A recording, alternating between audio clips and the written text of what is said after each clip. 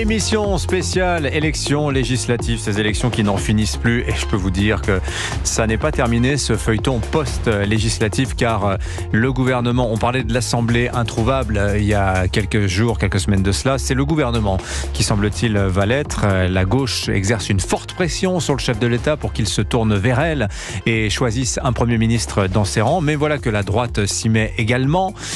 Situation politique extrêmement complexe, brouillard total, on continue d'en parler avec nos invités à présent jusqu'à 11h. On est avec l'ancien juge d'instruction Georges Fenech. Bonjour Georges. Bonjour Dimitri. Merci d'être avec nous ce matin. Et la députée écologiste de Paris, Sandrine Rousseau, nous a rejoint. Bonjour Sandrine Rousseau. Bonjour. Bienvenue sur Europe 1. Je vous ai entendu ce matin, je ne sais plus chez qui vous étiez, mais enfin, comme beaucoup des figures de la gauche, vous êtes sur de nombreux plateaux chaque matin. Et alors, j'ai senti un ton un petit peu nouveau chez vous, Sandrine Rousseau. Comment dire, une certaine impatience. C'est-à-dire que vous disiez tout à l'heure en substance, il est temps que le nouveau Front populaire se mette d'accord. Là, il faut vraiment qu'on trouve un nom à proposer au président de la République pour un éventuel Premier ministre. Pourquoi ça ? Parce que vous voyez que ça bouge un petit peu à droite. Est-ce qu'il y a une inquiétude aujourd'hui, Sandrine Rousseau ? Avez-vous l'impression que la gauche va ne pas arriver à s'entendre ? Parce qu'il y a ce paradoxe. Vite, choisissez un Premier ministre dans les rangs de la gauche, mais vous n'arrivez pas à vous mettre d'accord sur un nom. Alors oui, il y a une impatience de ma part, parce que je pense que là, maintenant, il faut qu'on sorte un nom. Après, on va se mettre d'accord. Après, vous savez bien que les coalitions sont toujours des moments un peu compliqués. Et en fait, moi, j'appelle vraiment les partis de gauche à ne pas jouer l'hégémonie à gauche ou la supériorité de l'un sur l'autre, etc. Mais vraiment de jouer la cohésion et la solidité du nouveau Front populaire. Mais nous allons nous mettre d'accord. Mais là, maintenant, il faudrait sortir ce nom. Ce serait pas mal. Y a-t-il quelqu'un qui a votre faveur, Sandrine Rousseau, peut-être vous-même d'ailleurs? Est-ce que, non, moi je rentre pas dans ce jeu du name dropping, non, je rentre pas dans ce jeu-là, et toute personne qui sortira de l'accord aura mon soutien inconditionnel. Bon, est-ce que vous pouvez nous raconter, à défaut de nous dire pour qui va votre préférence, comment ça se passe cette discussion au sein du nouveau Front populaire? Vous vous retrouvez tous les matins, tous les jours? Qui discute d'abord?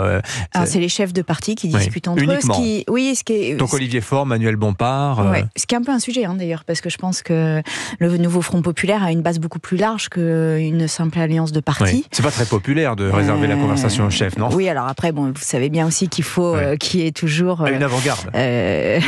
Non, pas une avant-garde, mais des personnes qui soient en charge d'un mandat. Donc voilà, elles discutent en leur nom, mais du coup, elles représentent aussi leur parti.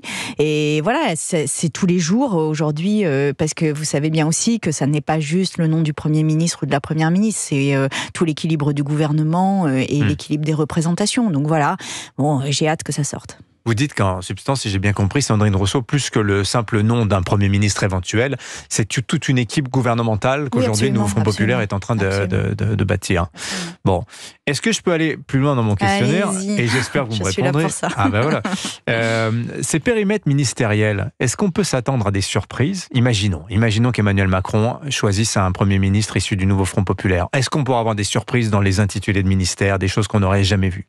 Comme vous avez vu un ministère... Non, je pense pas. Je pense pas qu'on ira dans la créativité gouvernementale. Non, je pense qu'on va au contraire rassurer. Un ministère de la réduction du temps de travail ou ce genre de choses. J'aimerais beaucoup moi ça, mais je pense pas que ça soit dans l'actualité. Non, je pense qu'on va aller sur des ministères d'un très grand classique et montrer que depuis ces ministères, nous gérerons de manière avec notre programme. Et puis moi, je le redis ici parce que c'est pour moi très très important. Je pense qu'il ne faut pas que il ne faut pas que nous ayons recours au 49.3, parce que je pense que ça permettrait à la représentation et au vote des Français d'être respectés. C'est-à-dire que s'il y a des textes, je pense qu'il y a plein de textes qu'on peut passer en majorité. Je pense que, par exemple, un texte sur la police de proximité passerait largement, parce que c'est vraiment une demande très importante. Une loi grand âge passerait largement, parce que je pense que c'est très important et que c'est une forte demande.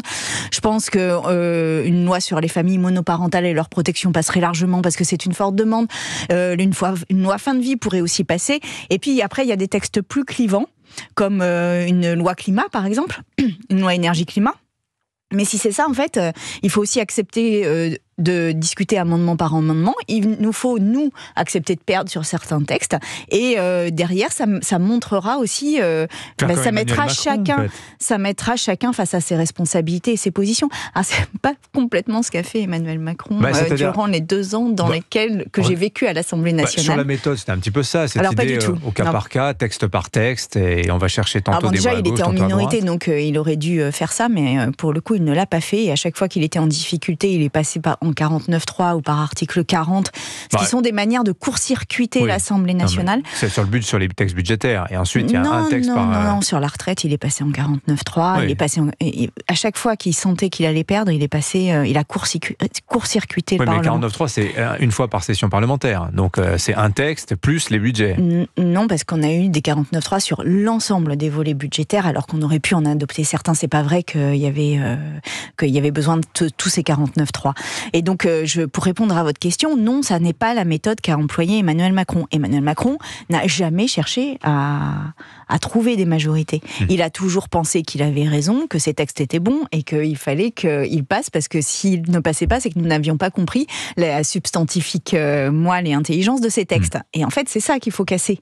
Parce que la Ve République, elle nous met dans l'impasse là-dedans. C'est un homme tout seul qui décide qu'il a raison et qui peut, comme ça, violenter le Parlement. C'est pas possible. C'est la deuxième fois qu'on évoque les institutions en l'espace d'une demi-heure. Il y a semble-t-il un sujet. Tiens, Sandrine Rousseau, il y a un auditeur qui est avec nous, qui a une question pour vous. Il s'appelle Christophe. Il nous appelle de Gironde. Bonjour Christophe. Bonjour. Bienvenue sur l'antenne d'Europe 1. Alors, vous êtes patron de PME, c'est ça ? Absolument, je suis patron de PME dans l'assainissement. Allez-y, on vous écoute. Je voudrais poser... Bonjour Madame Monceau. Je suis patron depuis plus de 30 ans. Je voudrais vous poser une question simple. Le SMIC aujourd'hui se situe entre 1300 et 1350 euros net. Le Front de gauche, et vous, je présume, voulez le faire passer à 1700 euros net. Ça représente une hausse, si vous voulez, pour l'entreprise, pour les PME et puis pour les groupes, pareil, de 7800 euros par an. Donc imaginez-vous, si vous avez 10 salariés au SMIC, ça fait 78 000 euros. Dites-moi, s'il vous plaît, comment je fais pour le financer et le payer. Voilà. Alors déjà, les chiffres que vous donnez ne sont pas bons, puisque le SMIC aujourd'hui est à 1398 euros et nous proposons de le monter à 1600. Donc ça n'est pas 1700, et voilà. Donc, je n'ai pas dit 1700, madame, j'ai dit 1300, 1350 suivant les conventions collectives. Donc 1380 si vous voulez, madame, pas de problème. Vous le montez à 1600, donc la différence, si vous voulez, ça fait 650 ou 600 euros. Ça va faire entre 7000 et 7800 euros, Madame Rousseau, de plus pour l'entreprise, par salarié. Donc vous multipliez par 10, ça fait 70 ou 78 000. Si vous voulez, à 100 euros près. Moi, je vous pose une question simple, Madame. Comment je le finance ? Si vous me laissez répondre, je veux bien vous répondre. Je vous en prie, madame. Donc je dis de 1398 euros actuellement à 1600 euros, que ces 1600 euros de toute façon seraient atteints par les calculs normaux d'augmentation du SMIC dans les 2 années. Donc en fait c'est une accélération de l'augmentation, et nous avons prévu 15% de hausse du SMIC en 2 ans. Nous avons prévu, non mais sur les 3-4 ans, enfin c'est une accélération, c'est pas non plus une révolution. Nous avons prévu un fonds d'aide aux TPE et PME parce que, en effet, la charge est lourde pour les petites et moyennes entreprises, qui fait qu'en fait l'État prendrait en charge pour les petites et moyennes entreprises l'augmentation de ce SMIC. Je rappelle quand même 2 choses. C'est que en Espagne, le salaire minimum a augmenté de 45%. 45%. Nous proposons de l'augmenter de 14%. En Espagne, ça a augmenté de 45%. L'effet de cela, c'est qu'il y a eu la création massive de CDI, donc d'emplois à durée indéterminée, mais aussi une augmentation de la croissance et un renforcement de la marge des TPE-PME. Et je voudrais ajouter un autre exemple, qui est que dans les années 70, il y a eu aussi une crise et il a été décidé d'augmenter le salaire minimum, et que ça a été augmenté à peu près dans les mêmes proportions. De sorte qu'en fait, ça n'est pas exceptionnel ce qui se passe. Et là, il faut aussi entendre qu'il y a des personnes qui, avec ce salaire minimum, et particulièrement, je pense à toutes celles qui sont soit en emploi précaire, soit à temps partiel, qui n'arrivent pas du tout à vivre avec, mais pas du tout. Et en fait, là, à un moment, c'est une question aussi un peu de dignité, quoi, de respect de ces personnes. Elles doivent pouvoir manger correctement et à leur faim. Christophe, allez-y. Excusez-moi de vous couper, parce que là, Vous parlez bien, vous parlez très bien, vous parlez très vite, vous parlez politique. Moi, je suis un garçon pragmatique. Je gère mes sociétés depuis 30 ans. Je sais ce que je gagne, je sais ce que je paie comme charge, je fais mes bilans, j'annonce ça, j'ai un banquier, etc. Donc moi, je vous pose des questions simples, pragmatiques. Je vous dis qu'aujourd'hui, les annonces que vous faites, c'est l'augmentation du SMIC. Parfait, pas de souci, c'est politique, pas de souci. Moi, je vous demande, aujourd'hui, mon coût est de 7 800. Vous me dites, vous allez me donner des aides. Madame, des aides, l'État en a donné. L'État est endetté à plus de 3 000 milliards d'euros de je sais pas que, voilà, même plus que ça. Aujourd'hui, madame, c'est pas d'aide qu'on a besoin. Nous, on ne veut pas d'aide. Les aides, moi, madame, j'en ai pas besoin. Je veux employer, je veux embaucher. On est 35 chez moi. Je veux embaucher librement, je veux leur donner des primes, je veux les rémunérer. Voilà ce que j'aime, moi. C'est des entreprises familiales dont je vous parle, madame. On n'est pas dans les groupes, etc. Moi, je vous pose une question simple. C'est 7 800 ou c'est 7 000 euros ou c'est 6 600 euros qui vont me coûter supplémentaires. Comment je les finance? Vous me dites par des aides, madame. Les aides, aujourd'hui, vous les annoncez, on les aura peut-être dans 3 ans, comme d'habitude. Donc, si vous voulez, aujourd'hui, vous faites des trucs d'annonce. Moi, je suis un garçon pragmatique. Bon, j'achète des camions tous les jours, je suis sur la route tous les jours, je paie mes salariés tous les mois, j'ai pas de crédit à la banque. Enfin, la banque, si je dépasse mon découvert, il me coupe les comptes et je fais des chèques en bois, excusez-moi du terme pour bois. Mais vous aujourd'hui, vous avez la banque, excusez-moi le terme, c'est open bar, vous ouvrez tout et vous nous expliquez que par des beaux discours en Espagne. Moi, je suis pas en Espagne. Et d'ailleurs, vous remarquerez que les Espagnols, ils viennent travailler chez nous, notamment dans le bâtiment. Donc, je pense qu'il y a une raison. Bon, merci. Maintenant, madame, c'est pas ça le débat. C'était ce que je voulais demander. Comment je finance ça? On va poursuivre la conversation. Déjà, moi, je n'ai pas les mêmes chiffres que vous sur les 7 800 euros. Oui, et la deuxième chose... non, mais après, si vous ne voulez pas être dans le débat, nous ne sommes pas dans le débat. Et je peux vous le calculer, si vous voulez, madame, en direct. Bon, donc, je vous dis que... 1350 euros... Oui. 1398, je préfère quand même. 1398, madame, ça coûte 2080 euros pour le salarié, c'est-à-dire en brut, il aura 2080 euros. Et pour moi, ça me coûte aujourd'hui, je vous le dis, 1350, c'est 1766 euros brut, d'accord, pour le salarié. 2050 euros avec les charges patronales, ce qui nous fait, sur 35 heures, 2050 euros tout cumulé. C'est pas 7800 déjà. Non mais voilà. Je vais vous dire les choses. Il y aura un fonds d'aide au TPE et j'entends que vous ne le voulez pas, mais il sera en place et donc vous pourrez en bénéficier si vous le souhaitez.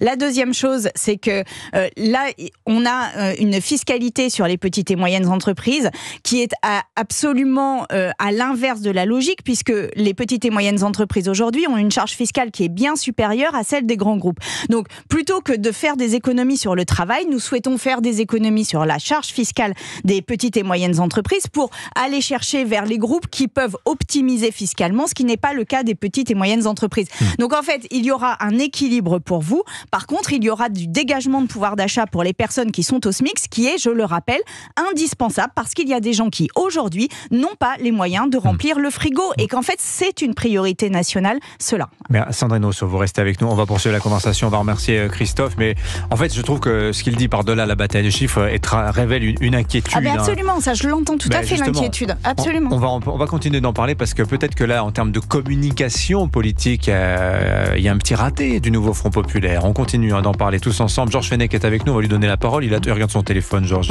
Vous nous écoutez un peu, Georges, vous êtes avec nous? Je suis très attentif. On vous donne la parole dans un instant. Vous pouvez nous rejoindre 01 80 20 39 21. Toutes vos questions. Émission spéciale législative avec Dimitri Pavlenko jusqu'à 11h sur Europe 1. Georges Fenech, vous êtes avec nous, vous n'avez pas pris la parole. Je suis là et j'écoute. Eh ben justement, je voudrais qu'on revienne sur cette histoire de Premier ministre. Oui. Je trouve que c'est très intéressant. Sandrine Rousseau nous racontait comment ça se discute entre chefs de parti et on pouvait remarquer quand même, avec une pointe d'ironie quand même, que parmi ceux qui discutent du choix d'un éventuel Premier ministre représentant le nouveau Front Populaire, vous en avez qui ont fait officiellement acte de candidature. Je pense notamment à Olivier Faure pour le Parti Socialiste. Ça pose pas un petit problème de méthode quand même, vous pensez pas, Georges, dans... Ça, c'est, je dirais... C'est la logique interne, évidemment. La logique interne, nouveau Front Populaire, on n'a pas à s'immiscer. Mais vous avez été parlementaire, simplement, on peut, vu de l'extérieur, je veux dire que le meilleur moyen démocratique, finalement, ce serait de faire voter l'ensemble des députés qui constituent ce groupe. Là, ce serait indiscutable. Tout le monde serait à égalité. Mais vous voyez un député socialiste voter pour autre chose qu'un candidat socialiste? Ils ont intérêt à s'entendre. Un candidat LFI. Ils ont intérêt à s'entendre. Oui. Après, il peut y avoir plusieurs tours. On élimine, vous savez comment on fait dans certains scrutins. Voilà, moi, c'est ce que je pense. Mais bon, de toute façon, dernier recours, ce sera le président de la République qui nommera, évidemment, le Premier ministre. Et j'ai été, mais vraiment sidéré quand j'ai pris connaissance de la lettre du président aux Français, où il termine en disant « Vous avez souhaité une nouvelle culture politique, une invention d'une nouvelle culture politique. Je vous ai entendu et je veillerai à ce que vous seriez satisfait. » Mais soit on est dans le déni de ce qui vient de se passer, c'est-à-dire c'est le 3e désaveu consécutif du président de la République par les Français, ce qui est grave, soit on est dans la provocation, ce qui est encore plus grave, voyez-vous. Donc, je crois que là, on est dans une situation, on est en train de discuter comment on va choisir le candidat qu'on va présenter. On est dans une situation catastrophique de blocage institutionnel et personne ne peut dire ce qui va se passer demain. Mais c'est vrai que cette lettre au président, Sandrine Rousseau... Cette lettre du président au peuple. Oui, pardon, cette lettre au président. Le lapsus. Non, mais c'est vrai, c'est un miroir que le président s'est tendu. Parce que c'est vrai, c'est absolument... Il est un peu jugé parti dans cette histoire-là. Il veut donner l'image, projeter l'image d'un président au-dessus de la mêlée, garant du bon fonctionnement de notre vie politique, et en même temps, il définit des critères extrêmement stricts. Il exclut la France Insoumise, il exclut le Rassemblement National. Il encadre extrêmement fermement ce qu'il conçoit être les forces républicaines. Moi, je pense qu'Emmanuel Macron confond l'exercice de la présidence de la République française avec une partie de poker permanente. Et en fait, là, on arrive au bout de ce jeu-là. C'est-à-dire qu'il fait des coups. Alors il fait des coups ici, il fait des coups là, il fait tapis à des moments, etc. Mais là, en fait, à chaque fois, il brutalise la France et les Français et Françaises. Et je crois que il y a quelque chose de l'ordre d'une blessure, quoi. Enfin, vraiment, les gens. Moi, j'ai là depuis cette dissolution. Vous allez psychologiser Emmanuel Macron là. Non. Mais depuis. Quand je dis une blessure, c'est avec le peuple français. C'est-à-dire que moi, j'ai envie de demander là aux Français et Françaises, mais comment allez-vous en fait ? Comment allez-vous ? Les gens, ils vont pas bien, ils sont inquiets. Mais voilà. Ça ressort de tous les sondages. En fait, c'est la question que Emmanuel Macron ne se pose pas. Or, il est président des Français et Françaises, de ce peuple, et il ne se pose pas cette question, comment il va ? En fait, c'est la question première qui doit se poser, c'est-à-dire qu'il est garant des institutions, il est aussi garant du fait que le peuple aille bien. Alors, ils ne sont pas majoritairement de gauche aussi, Sandrine Rousseau, on peut préciser, si on veut aller sur ce terrain de comment vont les Français, ils ne se sentent pas majoritairement de gauche. On a l'impression d'une gauche qui se comporte aussi un peu comme si on vivait un nouveau mai 81 et que c'était une espèce de tsunami de gauche qui submergeait la France. Non, je suis d'accord avec vous, il n'y a pas de tsunami, mais par contre, il y a un vrai élan et on est arrivé très proche du Rassemblement national en nombre de voix au premier tour, derrière, mais très proche. Et au deuxième tour, il y a eu ce rejet du Rassemblement national, qui est en partie lié, je pense d'ailleurs, à l'ensemble des candidats qui sont sortis, qui étaient plus étonnants les uns que les autres. Et quand je dis ça, je suis en dessous de la réalité. Ils font presque 9 millions de voix avec leurs alliés ciotistes. 9,3 millions de voix pour le Rassemblement national, nous on était à 9 millions. Donc en fait, on a 300 000 voix d'écart. Et au deuxième la gauche tour, au second tour, c'est 7 millions 9. Au premier tour, parce qu'au premier tour, on avait des candidats partout. Donc je précise pourquoi je prends ce chiffre du premier tour. Nous avions des candidats partout, de sorte que nous étions à 9,3 millions versus 9 millions de voix.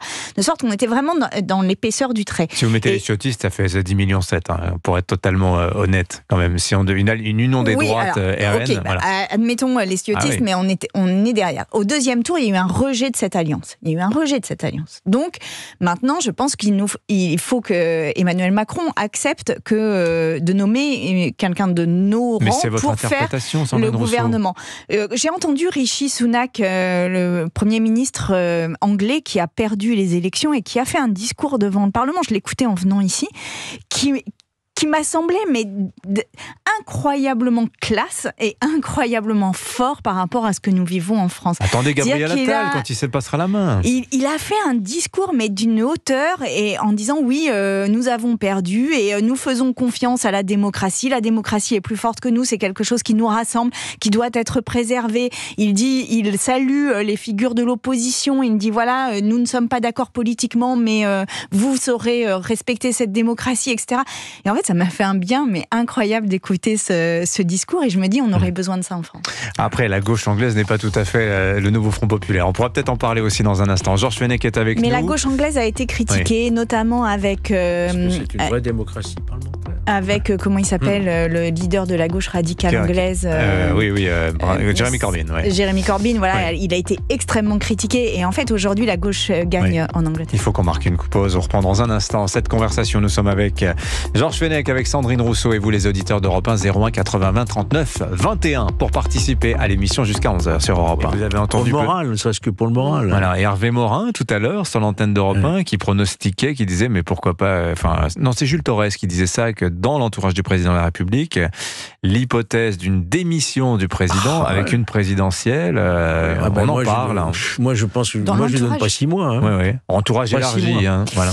Vous voyez ça, vous ? Mais oui, il pourra pas se maintenir. Il est désavoué, rejeté par les Français à 3 fois consécutives. C'est pas possible. Il doit en tirer les conséquences.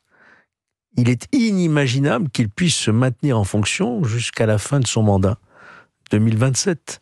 Donc plus tôt il partira, et plus tôt il y aura une clarification. Mais qu'il souhaitait. La clarification, c'est que les Français ne veulent plus de ce président de la République. Alors oui, l'idée étant que dans le cas d'une élection présidentielle, on a un mode de scrutin qui fait que les 2 premiers passent au second. On évitera ce phénomène de tripartition qu'on observe à l'Assemblée, mais le futur président ou présidente héritera d'une Assemblée ingouvernable, Georges aussi. Oui, mais il aura une très forte légitimité issue du suffrage universel. Ah oui ? Contrairement au président qui est quand même... Sa dissolution, c'était une forme de plébiscite. J'ai besoin de votre confiance. Il a été blessé, effectivement, par les élections. Ouais. C'était ça, en fait. Et le peuple lui a répondu, encore plus gravement. Donc, cette blessure est encore plus profonde. Donc, le nouveau président ou présidente qui sera élu, est évident qu'il y aura une légitimité très forte qui permettra le restant, pendant 1 an, d'avoir un fonctionnement au moins de technicien qui permettra d'arriver jusqu'à la prochaine dissolution, qui permettra de retrouver une majorité. Alors, j'ai une question technique. Imaginons que le président démissionne dans les 6 mois. Il n'y aura pas de nouvelle élection législative derrière cette élection présidentielle. Il ne peut pas y en avoir. Constitutionnellement, il ne peut pas y en avoir. Le texte est très clair de la Constitution. Pendant 1 an, il ne peut pas y avoir de nouvelle dissolution. Mais par contre, vous auriez à l'Élysée une personnalité qui retrouvera la confiance des Français. Et quand vous avez la confiance, vous pouvez gérer. Mais avec une assemblée qui sera finalement toujours aussi bloquée que celle de maintenant. Il faudra trouver la solution, effectivement, pour tenir jusque-là. Bon, on a Romain qui nous appelle depuis Tours, la belle ville de Tours. Bonjour Romain. Bonjour à tous et bonjour à mes concitoyens français. Écoutez, bienvenue à vous en tout cas sur l'antenne d'Europe 1. Vous souhaitiez participer à la conversation, on vous écoute. Tout à fait, depuis la fin des élections, en fait, on a la gauche et le centre qui passent leur temps sur les plateaux à dire qu'on a évité le pire avec le RN et que ce parti divise les Français. Mais ce qui divise les Français, c'est le barrage des castors. Vous avez vu la montée du RN, vous voyez que les gens, ce qu'ils veulent, c'est par dizaines de millions faire avoir le Rassemblement national assez fort et puissant. Et vous, notamment Madame Rousseau, vous faites barrage. Donc finalement, c'est vous qui divisez les Français. Les Français étaient prêts à envoyer 250, peut-être même la majorité absolue du RN à l'Assemblée nationale. C'est par ce jeu de désistement, celui d'une politique qui est absolument ringard et dépassée de la 4e République, que vous apportez une France plus divisée que jamais. Il y a eu le viol de 2005, rappelé par votre auditeur précédent. Aujourd'hui, en 2024, on a le front de gauche, En Marche avec Macron, qui est contre l'expression du peuple. Et moi, je dis ça, mais un barrage, c'est une retenue d'eau. Ça veut dire que derrière, il y a toujours l'eau. Et plus vous allez faire barrage, plus vous allez penser que les gens sont en colère et n'adhèrent pas au programme du RN, plus la montée des eaux va arriver.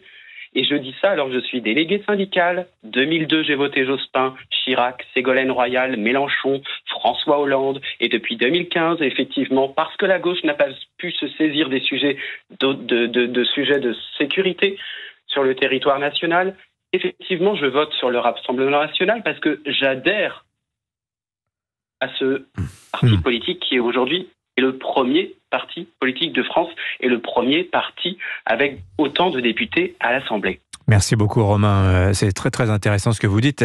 Sandrine Rousseau, d'ailleurs, est-ce que vous vous sentez vous comptable des reproches qui sont adressés à cette gauche qui a dirigé la France et qui a tant déçu?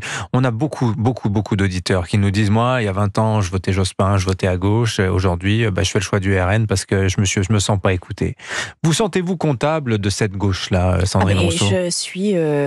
dans la mesure où je me mets dans la famille de gauche, je suis évidemment comptable et responsable de tout ce qui s'est passé avant. Après, ce n'est pas moi qui étais au pouvoir, etc. Mais quand même, j'en prends ma part de responsabilité. Là-dessus, j'ai pas de problème. Je voulais répondre à ce monsieur sur ce que vous dites sur le barrage sur toutes les circonscriptions de France. Il y avait un candidat issu du Rassemblement national. Donc en fait, il y avait la possibilité de voter pour le Rassemblement national au second tour et de lui donner la majorité absolue. Ça n'est pas ce que les Français ont choisi au second tour.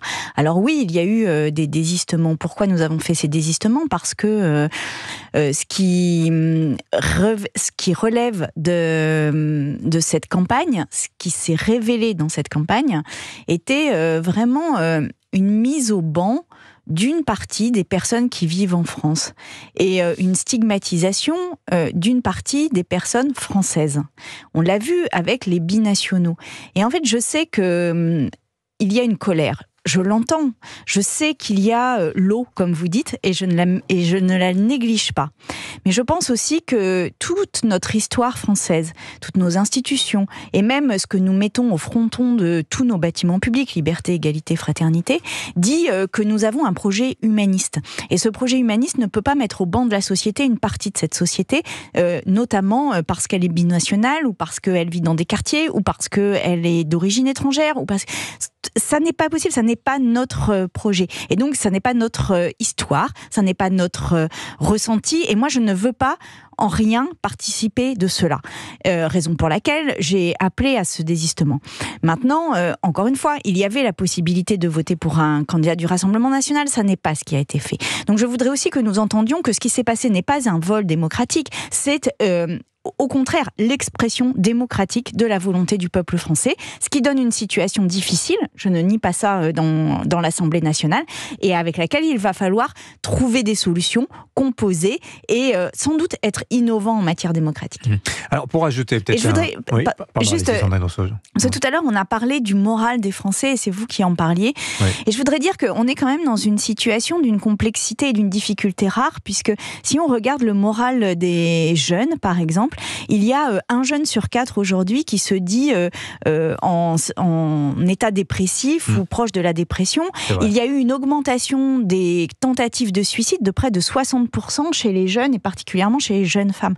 Ce sont des indicateurs qui devraient nous effrayer. Et en fait, là, c'est comme si les jeux politiciens passaient devant. Et c'est pour cela que moi j'appelle Emmanuel Macron à entendre. Et quelque part, si nous devons nous planter, nous nous planterons. Nous nous planterons. Les jeunes ne voient pas leur avenir. Exactement, les jeunes ne voient pas d'avenir. Nous proposons quelque chose et nous avons le plus grand groupe. Donc, mais laissez-nous nous planter si vous pensez que nous allons nous planter, pas de problème. Mais qu'au moins la démocratie s'exprime.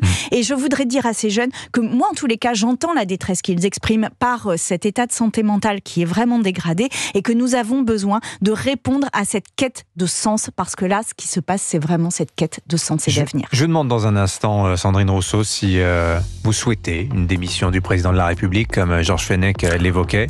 C'est pas un souhait personnel, c'est un constat. Le fonctionnement de nos institutions et de la démocratie. Sandrine Rousseau, elle est dans l'action politique, donc c'est bien sûr, ça demande un engagement.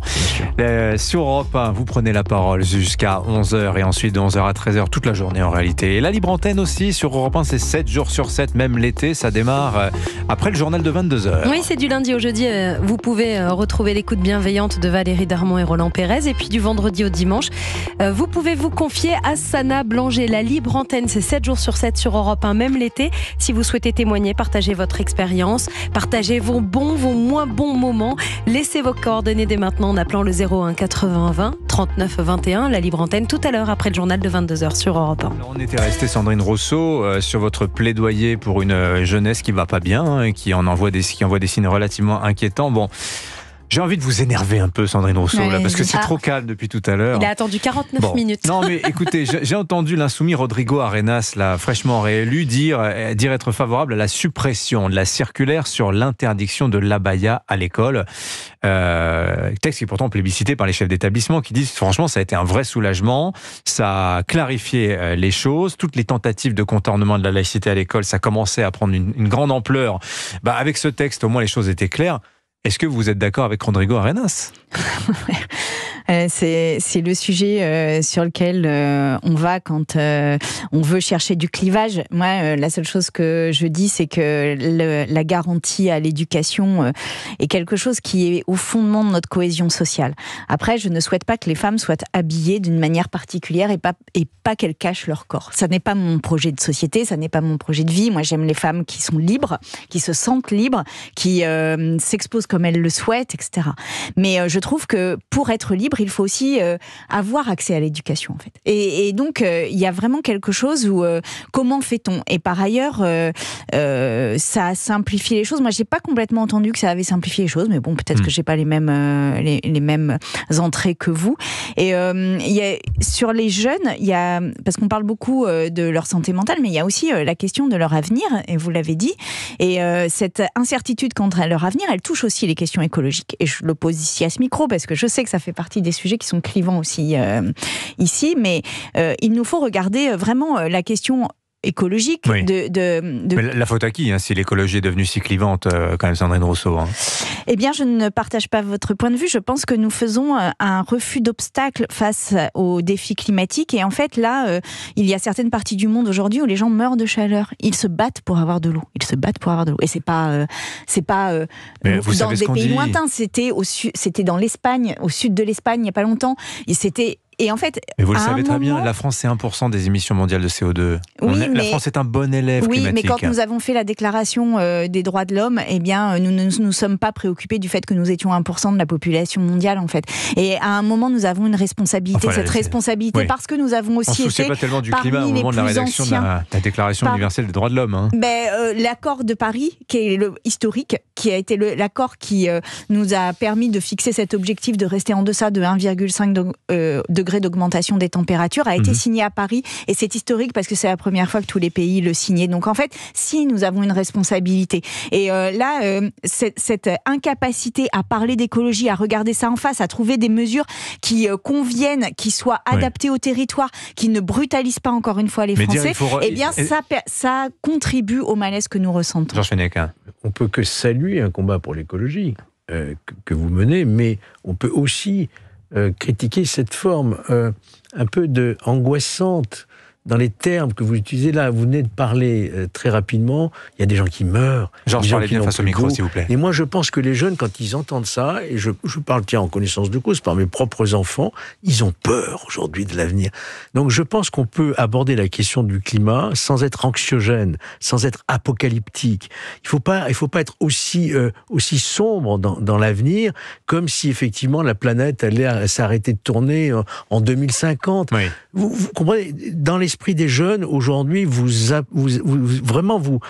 impactez énormément, parce que la cause est bonne, mais il y a une manière de la traiter. Et là où on peut effectivement vous en vouloir, c'est que vous avez cette vision quasiment apocalyptique du climat et de ce qui nous attend. Et chez les jeunes, ça peut être très perturbant. En disant aussi, il faut accueillir tous les réfugiés climatiques du monde. Je le dis sans esprit polémique. Là, on est pour la première fois dans une année qui a dépassé les 1,5 degrés d'augmentation. Et moi, je ne vais pas vous vendre un réchauffement climatique qui va être une espèce de partie de pique-nique qui va être sympa, en fait. Non, ça va pas être sympa. Et plus on recule, plus ça va être compliqué. Et c'est ça la difficulté face à laquelle nous sommes. Et aujourd'hui, nous pouvons prendre des mesures qui sont des mesures qui changent notre vie, mais qui la changent en mieux. Par exemple, si vous isolez un appartement, eh bien, non seulement l'été, vous n'avez pas des températures qui vous empêchent de dormir, qui vous mettent en mauvaise santé, mais en plus, par exemple, vous avez aussi moins de bruit, parce que l'isolation thermique, c'est aussi d'une manière ou d'une autre une isolation. Mais ça n'est pas fait. Aujourd'hui, il n'y a pas suffisamment de logements, et particulièrement pas chez les personnes qui sont... Je prends par exemple les classes moyennes, puisque les classes moyennes sont au cœur de la transition écologique. Aujourd'hui, faire cette transition, ça coûte 1 an de salaire pour les classes moyennes. Ça n'est pas possible de maintenir ça. C'est pour ça qu'il nous faut un État social fort qui permet de prendre en charge une partie de ce coût. Quand vous avez une maison pavillonnaire, vous n'avez pas d'aide ou pas suffisamment pour pouvoir isoler. Mais encore une fois, c'est du confort de vie, et derrière, c'est des factures en moins. Donc tout cela, c'est ce cercle vertueux que nous voulons enclencher par le programme du nouveau Front populaire. Alors 2 questions. Cet argent, vous allez aller le chercher où? D'abord, pour aider tout le monde à isoler son chez-soi. Et puis, autre question. Moi, j'entends beaucoup aujourd'hui dire la France doit être un havre une terre d'accueil pour tous les réfugiés climatiques de la planète. C'est extrêmement angoissant. Vous croisez en plus des thématiques qui sont hyper clivantes. Est-ce que c'est comme ça que l'écologie gagne la bataille culturelle en France, vous croyez, Sandrine Rousseau? Sur l'argent, nous avons fait un programme qui a été chiffré et qui a été soutenu par 300 économistes. Donc, je veux dire, on peut pas nous reprocher, on peut tout nous reprocher, mais enfin, quand même pas de ne pas avoir chiffré notre programme. Et en l'occurrence, dans notre programme, un des actes phares, un des actes centrales, c'est l'isolation des logements. La deuxième chose sur les réfugiés climatiques, c'est que oui, il va y avoir des réfugiés climatiques. Nous ne disons pas, nous allons accueillir tous les réfugiés climatiques du monde juste en France. Ça n'existe pas. Puis de toute façon, ils ne viendront pas en France. Enfin, je veux dire, la plupart des réfugiés vont dans les pays limitrophes. Donc, n'allons pas sur ce terrain-là. Il y a des gens, aujourd'hui, si la mer monte, si le niveau de la mer monte, il faut savoir que une quantité incroyable de gens vont être concernés, puisque, je ne voudrais pas dire de bêtises, mais je crois que c'est 30% de l'humanité qui habite le long des côtes. Sur les littoraux, oui. Donc en fait, c'est ça qu'il nous faut anticiper. C'est pour ça qu'il nous faut prendre le lead et dire nous diminuons nos émissions de gaz à effet de serre, précisément aussi pour laisser les personnes avoir une capacité à vivre dans leur lieu de vie actuel qui soit digne et respectueuse. Et en nous mettant la tête dans le sable, en refusant ce virage, eh bien, nous créons les conditions du chaos futur. C'est la raison pour laquelle il nous faut vraiment regarder ce... Oui, les mots que vous avez employés, chaos, montée des eaux, parce que à chaque fois je note, vraiment, c'est scientifiques sont en grève. Mais bien sûr que c'est anxiogène, parce que la situation est anxiogène. Ça n'est pas mon discours qui l'est, c'est la situation. Et refuser l'obstacle, c'est encore une fois être encore plus dans le déni et donc dans l'angoisse. Et c'est cela qu'il nous faut prendre à bras le corps. Bon, c'est dommage, on n'aura pas le temps, mais bon, vous avez un amoureux à Europe 1, Sandrine Rousseau. J'aurais bien aimé, il est en vacances. Je n'en ai qu'un. Mais c'était Gaspard Proust, on le pense à lui, mais on avait un petit extrait à vous passer, mais on n'aura pas le temps. Bon, en tout cas, merci beaucoup. Il y a eu de belles déclarations. Et on n'a pas... Merci beaucoup.